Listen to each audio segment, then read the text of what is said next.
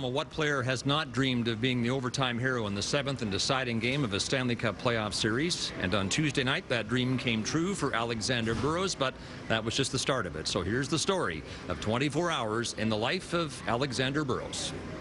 And he's dumped the puck back in. Campoli trying to clear it. Burrows shoots, scores!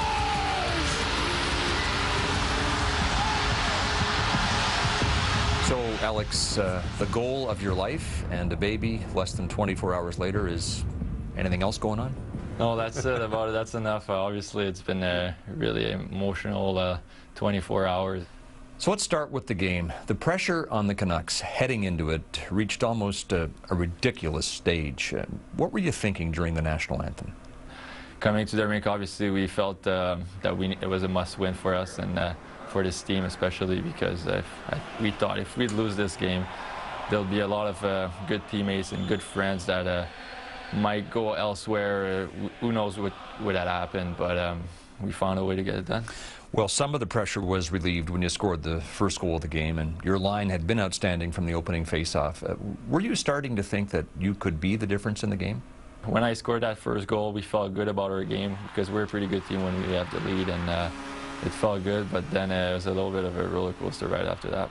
As it turned out, you could not get that second critical goal in regulation time. You had the best chance to get it on your penalty shot, which I'm sure you'd agree turned out to be not very threatening. What happened? Well, obviously, getting tripped by Keith, I kind of hit my leg against the post a little bit. My leg was sore a little bit.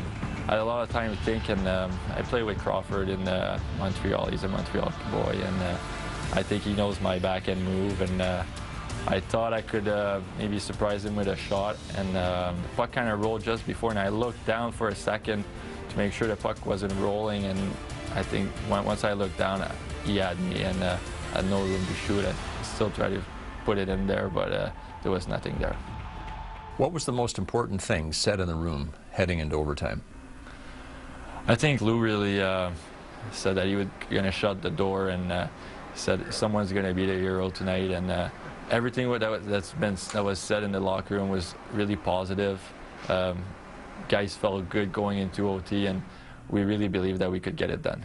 It's the nature of overtime that someone will be a hero, and you were, but before that, Alex, you were almost the GOAT. Oh, there you were, sitting in the penalty box in overtime with the Hawks pressuring for the winning goal.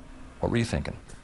Well, I went into the box. I was really disappointed. I could have been on suicide watch if we would have lost that game, because you never want to be that guy that puts your team down, especially in overtime. And I think they only had one good chance, and that was Sharp on a pass from Taze, and Lou really read it perfectly, and he came out big and made that big stop for us. And then the OT winner, the goal of your life, one of the biggest in Vancouver franchise history. What did you think of the eruption at Rogers Arena when that puck went in? Oh, it was great. It was well-deserved, I think. We felt as a team really relieved. You could feel the intensity and the energy in the building, and it was a great moment. This is the part of the 24 hours that I thought on Thursday morning was somewhat understated. The no small matter of you and Nancy awaiting the birth of your first child. So what were the events of the morning and the day after you saved the Canucks season? The next morning after that game, they said, oh, today's the day that we're going to get the labor done. And when the doctor told me to grab the baby, and he kind of told me to pull it out too, so I yanked it out, and probably the best feeling in the world. And she was crying a little bit, and but it's something I'll remember for the rest of my life. How did the emotion then of the game of your life on Tuesday night compare with the arrival of Victoria? It's funny how things work, that those are two things that happen within 24 hours, and hockey's really important to me, but it's still a game when you look at it at the end of the day.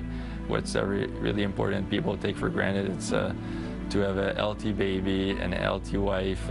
That's really what I live for, and to see my wife and my baby, that's the best thing I could have seen. Could life be any better than it is right now? Oh, it could have been terrible if we would have lost that game, and even my wife mentioned it to me. If you guys would have lost, I'm not even sure I would have wanted you to be in the delivery room, because I know you would have been sour and pouting and that kind of stuff. But no, life is great right now, especially with the near rival, and maybe a Stanley Cup would be a nice hat trick on that.